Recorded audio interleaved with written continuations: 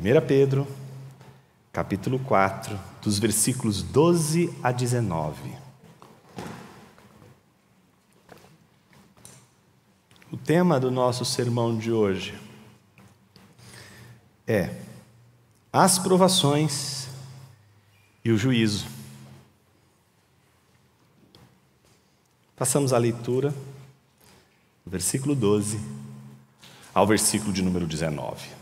Diz assim a palavra de Deus: Amados, não estranhem o fogo que surge no meio de vocês, destinado a pô-los à prova, como se alguma coisa extraordinária estivesse acontecendo. Pelo contrário, alegrem-se na medida em que são co-participantes dos sofrimentos de Cristo, para que também, na revelação de sua glória, vocês se alegrem exultando.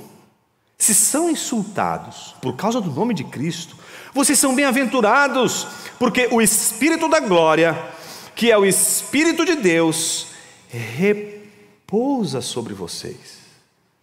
Que nenhum de vocês sofra como assassino, ou ladrão, ou malfeitor, ou como quem se mete na vida dos outros, mas se sofrer como cristão, não se envergonhe. Pelo contrário, glorifique a Deus por causa disso. Porque chegou o tempo de começar o juízo pela casa de Deus.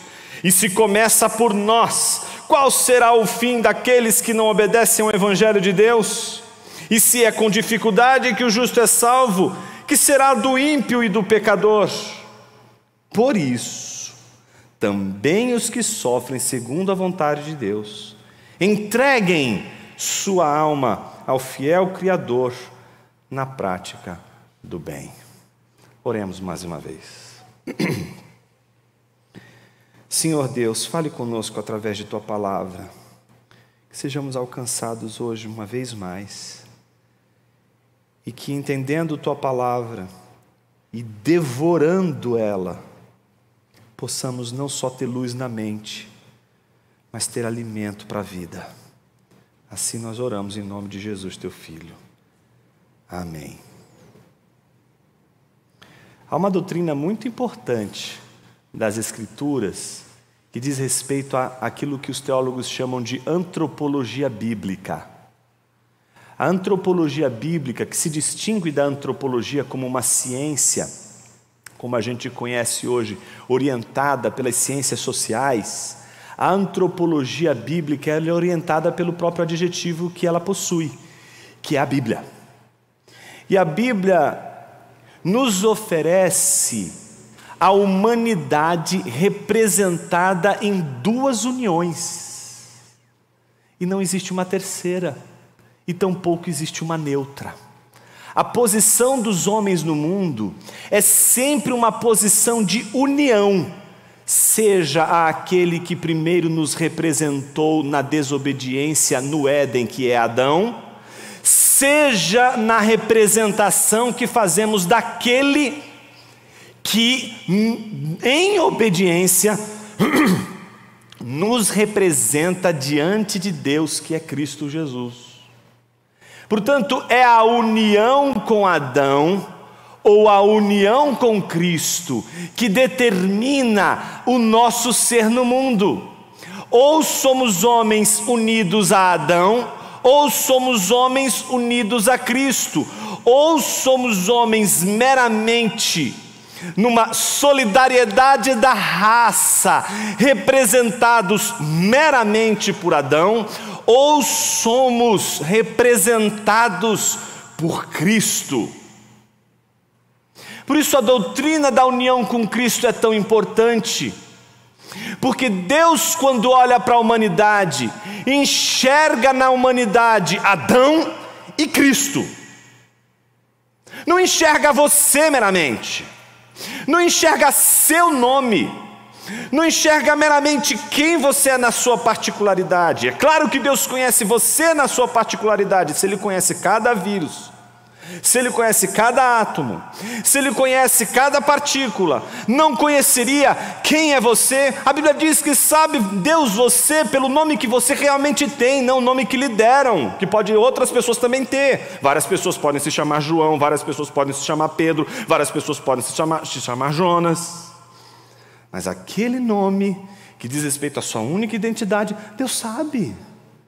Mas o que estamos dizendo é que quando Deus enxerga a humanidade, Ele enxerga Adão ou Cristo. E a pergunta desta manhã é uma só: onde você está? Ou você está em Adão, ou você está em Cristo.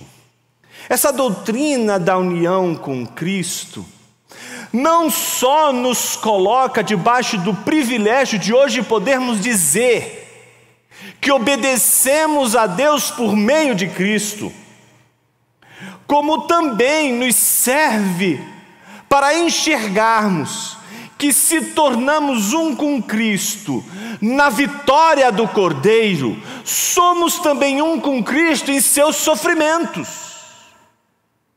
De que somos um com Cristo, não só na sua glória, mas somos um com Cristo na sua humilhação. E para Pedro, isso faz muito sentido.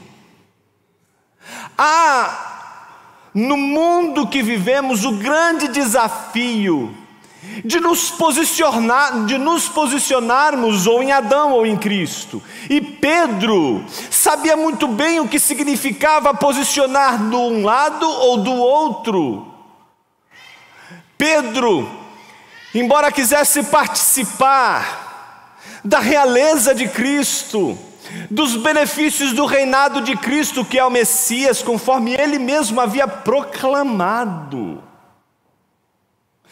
Pedro não conseguiu participar com Cristo das suas dores, no momento em que Cristo está sob a traição de Judas, sob o caminho da Via Crucis, aquele contexto do sofrimento, das acusações, em obediência a Deus, se submetendo à vontade de Deus.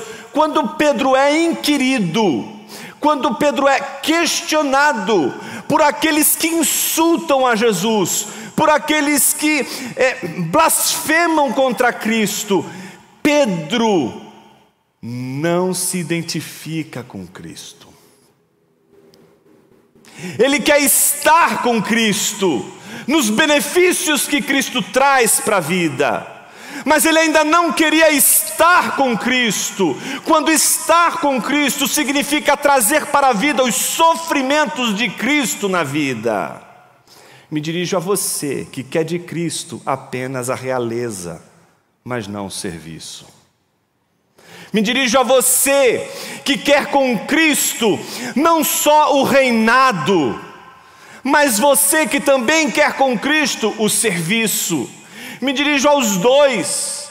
Me dirijo àqueles que de um lado querem a realeza de Cristo, mas não querem os sofrimentos de Cristo. Mas me dirijo também àqueles que querem a realeza de Cristo, mas também o seu sofrimento.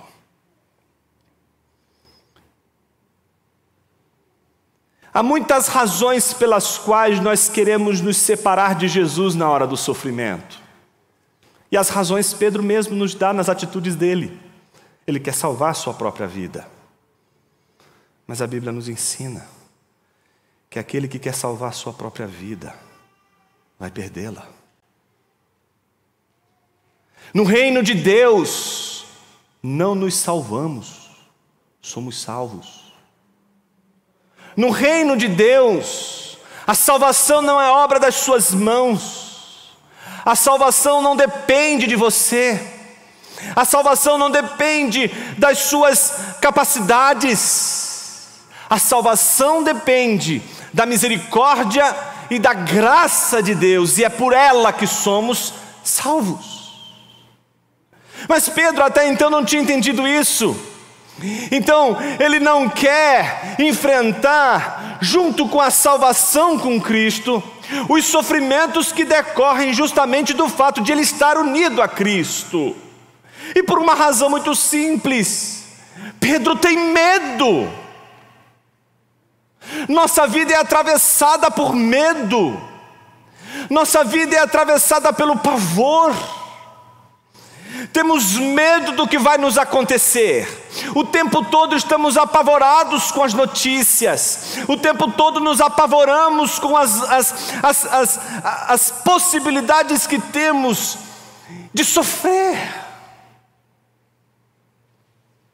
E às vezes o medo explica a nossa maneira de fugir, explica a nossa fuga, explica nossas traições, explica as nossas maneiras mais criativas de descumprir um mandamento para não nos encontrarmos em situações em que estaremos em dor e sofrimento.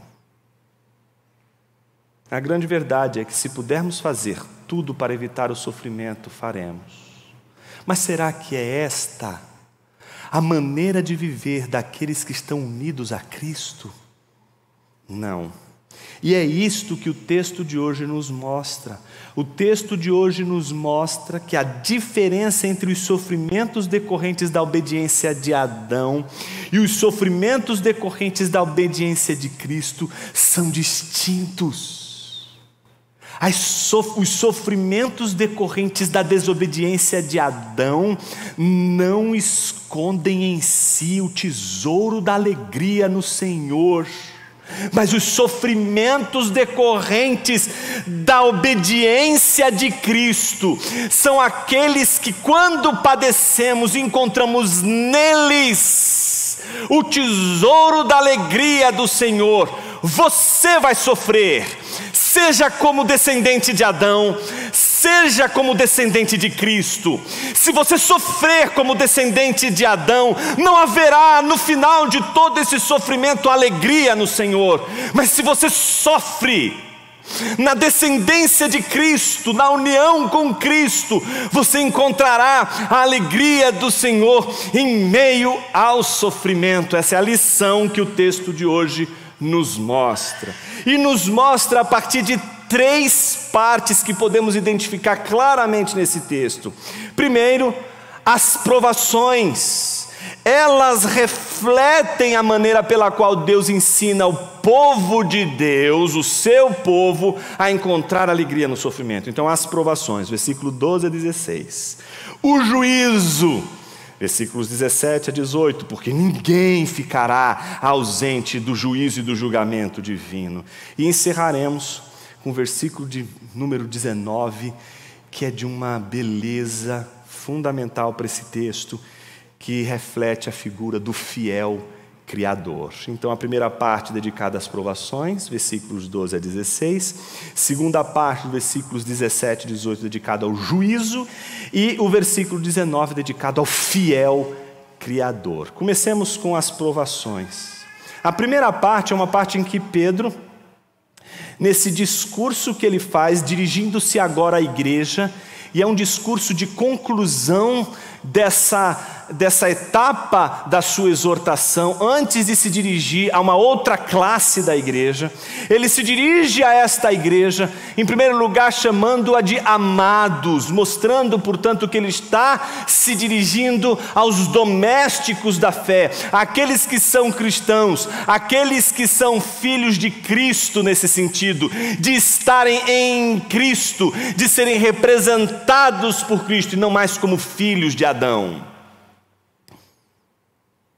Então, chamando-os de amados e mostrando que tudo o que ele está dizendo agora diz respeito apenas aos domésticos da fé, ele diz: não estranhem o fogo que surge no meio de vocês. Calma, você que é um pouquinho mais carismático, não é? Você gosta de um fogo. Esse fogo não tem nada a ver com esse fogo que você busca, que você procura. Esse fogo aqui, na verdade, tem uma outra natureza. Tem a natureza da provação, tem a natureza do teste, tem a natureza daquilo que o que não é genuíno desmantela, mas aquilo que é genuíno permanece, e permanece puramente. Por isso é a ideia do fogo que prova e purifica. Isso não se pode falar entre os filhos de Adão, mas somente aqueles que são representados por Cristo. Esse tipo de sofrimento, esse tipo de teste, esse tipo de provação é só para aqueles que estão em Cristo, porque ao mesmo tempo que avaliza por provar que são filhos de Deus, purifica de todas as impurezas, de tudo aquilo que torna a obra de Deus não bela o suficiente para agradá-lo. Então Pedro se dirige: não estranhem esse fogo. Cristãos, portanto, não teriam de se apavorar quando o fogo do Senhor, manifesto pelas provas que a igreja passa, por estar unida a Cristo, não deveria causar espanto, não deveria causar estranhamento, do tipo: e agora? O que vai acontecer? Imagina quando você recebe uma notícia drástica que compromete sua integridade física, ou seu trabalho, enfim, seja lá o que for, você se apavora, porque aquilo tudo traz medo, traz insegurança. O que Pedro está dizendo é que se este fogo é o fogo da provação do Senhor, não se espantem, não tenham medo, porque este fogo vem para confirmar a jornada de vocês e levar vocês puros a Deus. Não é o fogo destruidor, não é o fogo que consome e destrói, mas é o fogo que purifica e avaliza.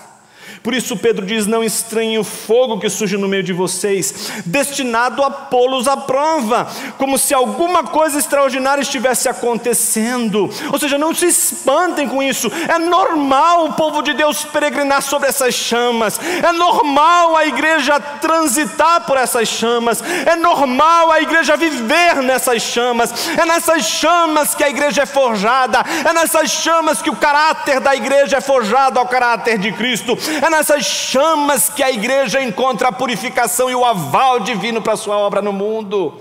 Então não estranhem esse fogo entre vós, porque é esse fogo por onde vocês andam que vocês são purificados e provados. Mas observe a contrapartida do versículo 13. Pelo contrário, alegrem-se na medida em que são coparticipantes dos sofrimentos de Cristo, para que também na revelação da sua glória vocês se alegrem exultando. Observe que a contrapartida de Pedro, do versículos 12 e 13, é a contrapartida do sofrimento daqueles que são povo de Deus, mas do sofrimento que esconde em sua essência um tesouro que é a alegria. Por que Pedro está dizendo: não se desesperem diante da provação, diante dos sofrimentos por causa de Cristo, porque este sofrimento esconde em si uma alegria profunda. É diferente da traição, que parece ser o meio pelo qual você vai sair do sofrimento. Trair a Jesus pode parecer te livrar da cruz e te levar para a felicidade, mas é o oposto. Aquele que quer salvar sua vida vai perder sua vida. É isso que Pedro encontrou quando negou e traiu o seu Senhor. Quando Pedro negou a Jesus, ele não encontrou a alegria que buscava, mas encontrou a tristeza segundo o mundo, que produz cada vez mais tristeza em cima de tristeza. Me dirijo a você que, por medo da opinião pública, por medo daqueles que insultam o seu Senhor, por medo daqueles que não creem no verdadeiro Evangelho, isso vale para os que estão fora, que não conhecem o Evangelho, mas vale para os que estão dentro e que pregam um falso Evangelho. E todo falso Evangelho não está do lado de Cristo, está do lado dos filhos de Adão, e está, mesmo que seja um falso Evangelho, do mesmo lado daqueles que lutam contra o Evangelho. E se você se sente apavorado, assombrado, seja por conta daqueles que são contra o Evangelho, seja por conta daqueles que falsificam o Evangelho, Pedro está dizendo para mim e para você hoje: não temam. Se você tentar encontrar a alegria fugindo e traindo o seu Senhor, seja diante do falso evangelho, diante daqueles que pregam contra o evangelho, você não vai encontrar a alegria que tanto deseja, não vai encontrar a felicidade que tanto busca. Pedro sabe disso. Ele sabe o quanto o coração dele mergulhou numa noite profunda de tristeza e angústia, quando aquele galo cantou pela terceira vez, e ele lembrou do que Jesus havia dito: o povo de Deus sofre 2 vezes quando nega o seu Senhor. Pedro está dizendo: não vale a pena.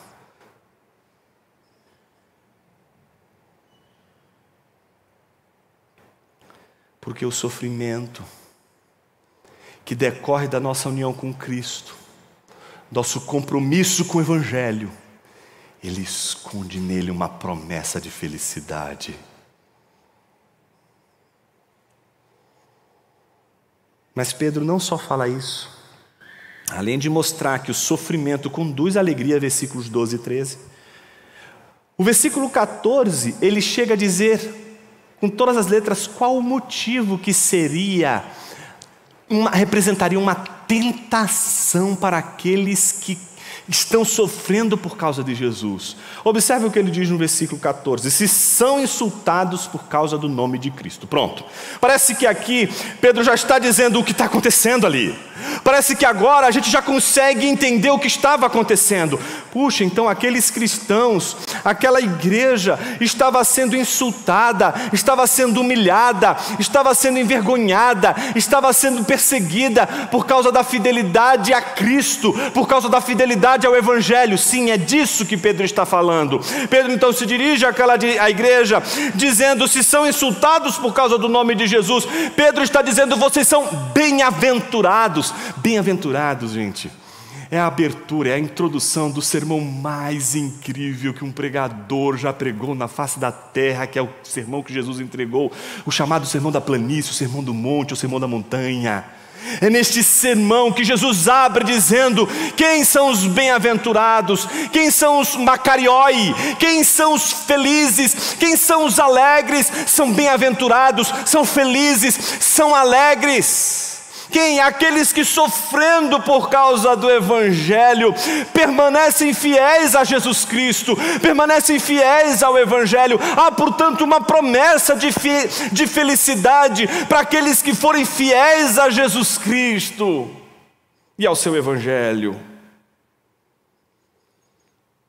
Se são insultados por causa do nome de Cristo, vocês são bem-aventurados. Mas olha que coisa gloriosa. Porque o Espírito da glória e o Espírito de Deus repousa sobre vocês. Agora tem que puxar, sabe, o freio de mão desse sermão que está correndo a 120 por hora, parar tudo e dizer assim: peraí, nessa altura do campeonato, o que o versículo 1 de Gênesis está fazendo aqui? Versículo 1 do capítulo 1 de Gênesis está fazendo aqui. O que a criação do mundo está fazendo aqui? A Bíblia diz que quando Deus criou os céus e a terra era sem forma e vazia. Mas a Bíblia diz que o Espírito de Deus, o Ruach Yavé, o Espírito do Senhor, pairava, repousava sobre a face do abismo. O Espírito Santo é o Espírito de Deus que atua na criação, na reordenação de tudo aquilo que está em desordem, de tudo aquilo que está caótico, de tudo aquilo que está devastado, de tudo aquilo que está vazio, de tudo aquilo que é inabitável, daquele contexto em que os homens não podem habitar. Veja, Deus criou os céus e a terra, mas os céus e a terra não estão prontos para que o homem possa neles habitar. Então Deus ordena a criação, Deus então estabelece a ordem da criação para que no final de toda a sua obra, agora sim o homem possa habitar um mundo ordenado. Mas quem inicia a obra da criação, quem inicia todo esse movimento de reordenação, é exatamente o ato do Espírito ali no início de tudo, de toda a criação repousando sobre a face do abismo, o mesmo representado por aquela pomba que não encontra repouso e volta. Então por isso precisamos permanecer aqui. Olha, mas ela tem uma promessa, tem um galhozinho aqui, tem alguma coisa acontecendo. Vamos soltar essa pomba de novo. E ela sobrevoa e não volta mais, porque ela encontrou um lugar firme para pousar. Novamente, aparece aqui o Espírito de Deus. E aparece o Espírito de Deus, exatamente aquele que está atuando na criação, aquele Espírito que é o poder de Deus, Criador de todas as coisas, e está aqui assistindo aqueles que estão sofrendo por causa de Cristo. É esse poder que repousa sobre a criação divina, esse poder do Espírito que repousa sobre todos aqueles que, sofrendo por causa de Cristo, permanecem com Cristo. A promessa desta manhã para você, meu irmão, para você, minha irmã, que está sofrendo por causa do Evangelho, sofrendo por causa de Cristo, é que o Espírito de Deus é um poder de Deus para te sustentar, para te manter firme, para te dar exatamente tudo aquilo que a gente precisa para encontrar alegria no meio do sofrimento. Mas olha que coisa curiosa, se os versículos 12 e 13 refletem um sofrimento que nos leva à alegria, o versículo 14 nos revela um insulto que nos leva ao poder do Espírito. Então Pedro está dizendo, olha, os sofrimentos daqueles que estão em Cristo reflete alegria. Aqueles que estão sendo insultados serão empoderados, serão revestidos do poder do Espírito. E por fim, nesse primeiro tópico, os versículos 15 e 16 falam estritamente do sofrimento de Cristo e da glória de Deus. Veja como ele coloca as palavras. Versículo 15, que nenhum de vocês sofra como assassino, ladrão, malfeitor, como quem se mete na vida dos outros.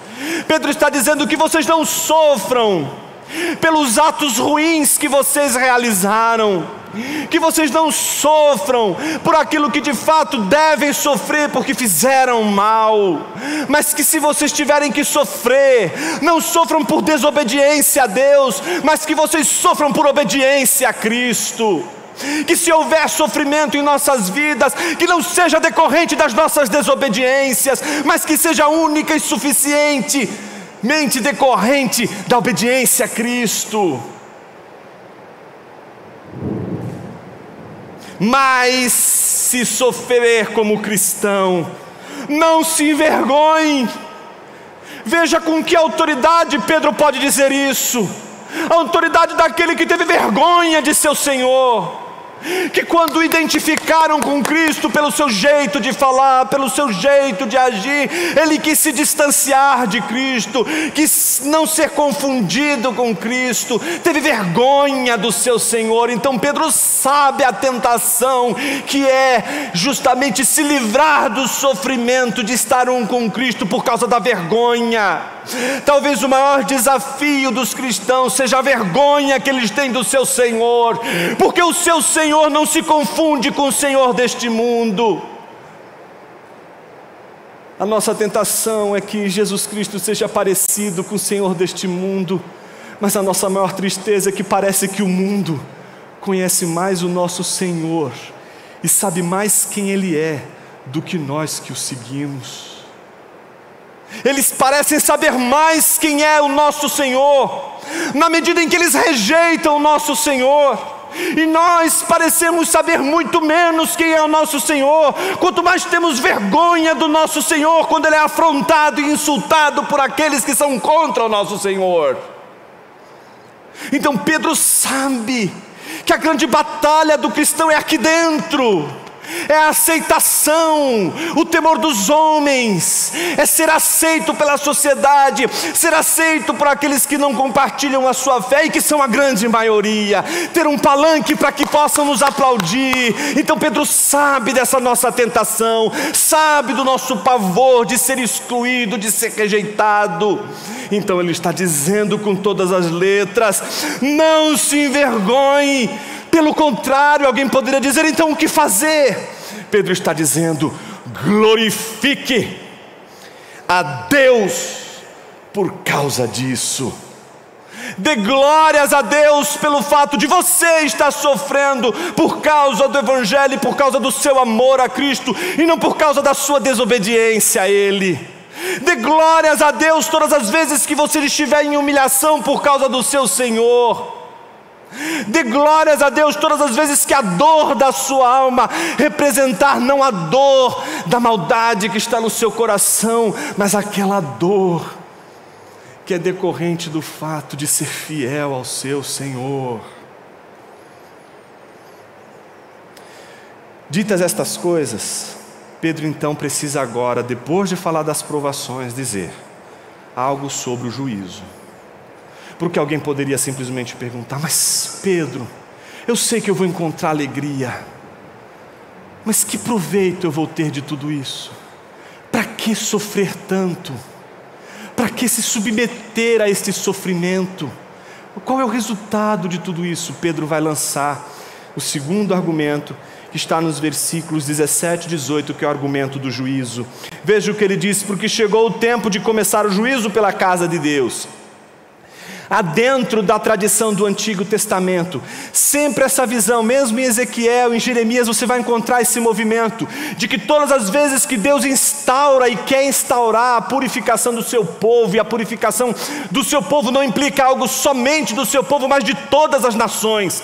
Quando Deus se dirige a todas as nações, em primeiro lugar o trabalho de purificação do Senhor é com os da casa, são com o seu próprio povo. Então a primeira coisa que Pedro está dizendo é de que ninguém está livre do juízo de Deus. Por isso o juízo de Deus é para os dois, para os filhos de Adão como para os filhos de Cristo, os filhos de Deus. Observe o versículo de número 17.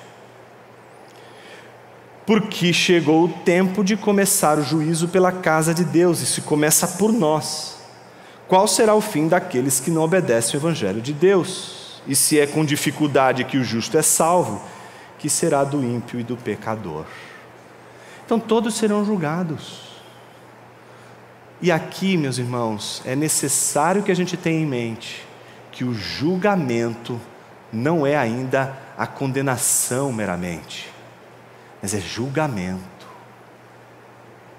Não se fala de condenação dos filhos de Adão e dos filhos de Cristo aqui. Quando me refiro aos filhos de Cristo, não me refiro a Cristo como o Pai, me refiro a Cristo como o cabeça da raça, e todos os que são filhos de Cristo seriam entendidos como descendentes, como aqueles que estão representados por Cristo, solidarizados com Cristo. Então imaginem vocês que quando Pedro está dizendo que será julgado tanto aquele que foi desobediente como aquele que foi obediente, o que está em jogo não é a condenação, porque para o cristão pouco importa a condenação nesse momento. Ele já sabe que está salvo, ele já sabe que se ele é de Deus, se ele está com Cristo, ele já está com a sua salvação garantida. Por isso, para o cristão não está em jogo aqui o que vem depois, o que está em jogo é o julgamento mesmo, porque para o cristão o julgamento de Deus importa, enquanto o ímpio se preocupa apenas em saber: será que eu vou ser condenado? O crente está perguntando pelo julgamento de Deus. Ele se importa com o que Deus fala sobre ele, ele se importa com o que Deus diz sobre ele e o que Deus julgará sobre ele, porque ele sabe que depois de toda a obra salvífica, o mínimo que ele faz e que ele deveria fazer é prestar honra a esse Senhor em obediência à sua vontade. Então, quando ele se coloca em obediência a Deus e se submete à vontade de Deus, esse crente então espera o juízo de Deus.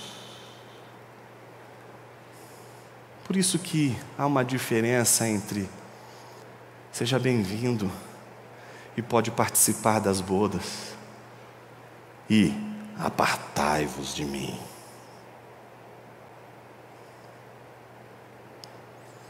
O juízo, portanto, é importante para a vida do cristão. Talvez a gente já saiba que não seremos condenados, já haja segurança em nosso coração por causa da obra de Jesus e a nossa confiança nele. E talvez a gente diga, já que eu estou salvo, como diz aquela graça barata que Bonhoeffer se refere, eu não preciso prestar contas mais para Deus, eu posso viver uma vida de qualquer jeito, porque no fundo, eu já estou salvo mesmo, uma vez salvo, sempre salvo. Esse tipo de argumento já reflete, não é, a mente de um irregenerado, né? O que está em jogo aqui é o fato de que todo aquele que recebe a graça salvífica de Deus, ele quer obedecer ao seu Senhor, e ele vai fazer de tudo para obedecer ao seu Senhor, e ele vai lutar em alguns momentos contra o pecado, vai lutar, mas é pela graça de Deus que ele sabe que ele vai obedecer ao seu Senhor. E por último, versículo de número 19, com ele a gente encerra o nosso sermão de hoje. Por isso também os que sofrem segundo a vontade de Deus, entreguem a sua alma ao fiel Criador na prática do bem. Quem é o fiel Criador?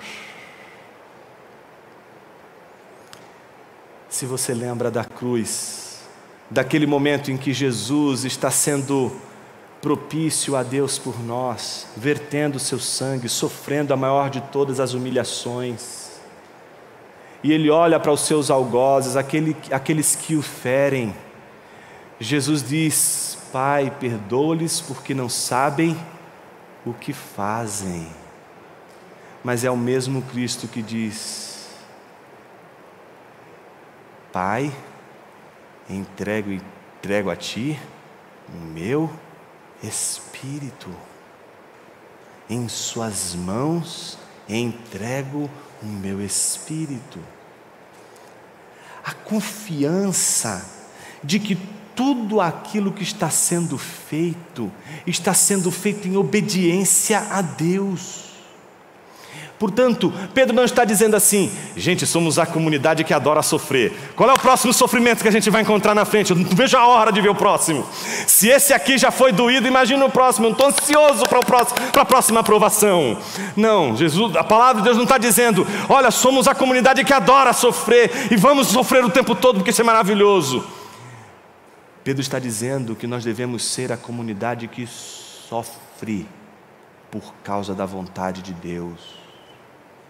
Não é que você sofre por sua vontade, porque você fez escolhas erradas, mas você sofre por causa da vontade de Deus. E quem é o exemplo disso tudo? Jesus. Jesus não está sofrendo naquela cruz porque ele gosta de sofrer.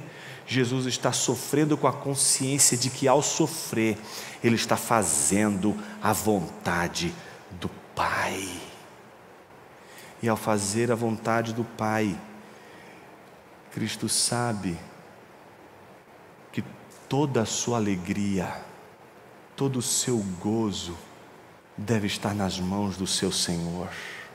Por isso, Pedro convida a você que está sofrendo por causa da vontade de Deus a entregar seu ânimo, a entregar sua alma, a entregar tudo o que você é a Deus, Criador dos céus e da terra, porque é este Deus Criador que repousa o seu Espírito Espírito poderoso sobre você e traz a alegria no seu coração na hora do sofrimento. A única garantia de que você vai sofrer por causa da vontade de Deus e vai encontrar alegria neste sofrimento está exatamente na confiança que temos em Deus quando entregamos a Ele tudo que está se passando dentro do nosso coração, dentro da nossa alma. Quando confiamos a Deus todo o nosso ser na certeza de que Ele vai cuidar de nossa alma, Ele vai cuidar das nossas dores, Ele vai cuidar do que está sofrendo e do que está doendo, e é Ele que vai transformar todo o sofrimento e toda a dor em alegria. Por isso a palavra desta manhã é uma palavra de promessa, de alegria e de gozo para aqueles que estão sofrendo por causa da vontade de Deus. Mas se você está hoje aqui, ou está ouvindo esse sermão de hoje, e se sente um filho de Adão, se sente um descendente de Adão, mas não se vê como um descendente de Cristo, como alguém que é representado por Cristo, e que sente de todas as formas hoje o chão se abrir e perder toda a sua segurança em si mesmo, e deseja com toda a sua força entregar sua alma ao fiel Criador. Eu quero dizer a você que não só você tomou a decisão mais importante da sua vida, mas você só tomou essa decisão porque o Espírito de Deus já está sobre você. Porque você não quer mais os sofrimentos por causa de Adão. Porque os sofrimentos por causa de Adão só te trazem uma tristeza profunda, que é a tristeza segundo o mundo. Mas você quer os sofrimentos por causa de Cristo, porque sabe que os sofrimentos de Cristo, diferente dos sofrimentos por causa de Adão, escondem em si alegria e contentamento. Com quem você está unido? Onde você está em toda a humanidade? Entre aqueles em que Deus olha e só enxerga Adão, ou entre aqueles que Deus olha e só enxerga Cristo? Todos sofrem, os filhos de Adão como os filhos de Cristo. Todos estão sofrendo, todos. Mas somente aqueles que estão em Cristo encontram alegria, encontram gozo, encontram contentamento.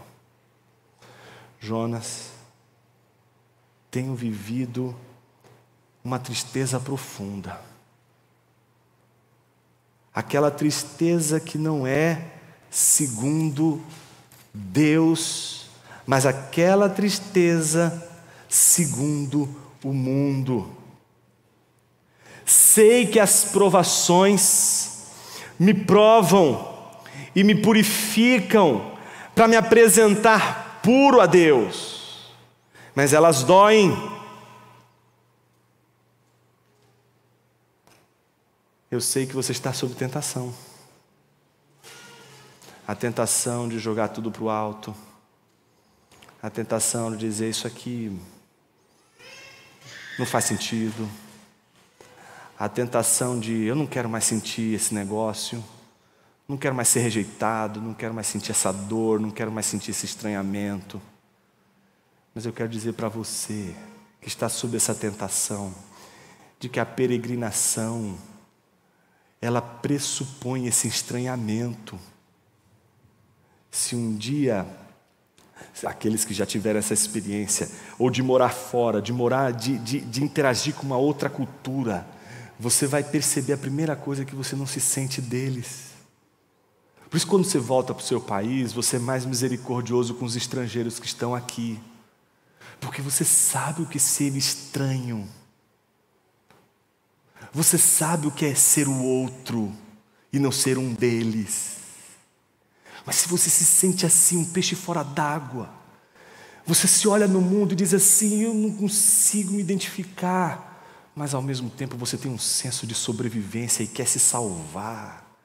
E esse senso de sobrevivência às vezes se confunde com eu queria estar do lado deles, porque pelo menos eu não tenho esses compromissos todos que eu preciso ter na prática da vida. Porque a palavra de Deus diz com toda clareza: entreguem a sua alma ao fiel Criador na prática do bem. E então na prática do bem tropeçamos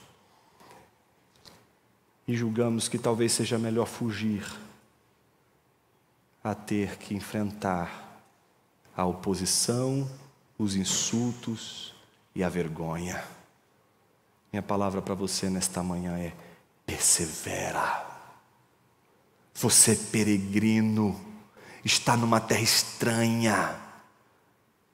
Eu sei que você pode ter os mais terríveis medos te apavorando, e que a insegurança pode fazer você tremer nas bases, e que o contentamento pode ser algo utópico em alguns momentos para você, mas Deus prometeu em sua palavra que se permanecermos nele, encontraremos alegria no sofrimento. Então minha palavra para você nesta manhã é: permanece em Cristo Jesus, e Ele vai te dar alegria, Ele vai te dar gozo, Ele vai te dar contentamento. É promessa do Senhor, e quem prometeu é aquele que na cruz encontrou tudo o que precisava para suportar aquelas dores em obediência à vontade de Deus, e que não apenas provou do sofrimento, mas provou também da redenção e da glória de Deus. Quero orar com você nesta manhã, para que você possa encontrar a alegria do Senhor, para que você que está desesperado,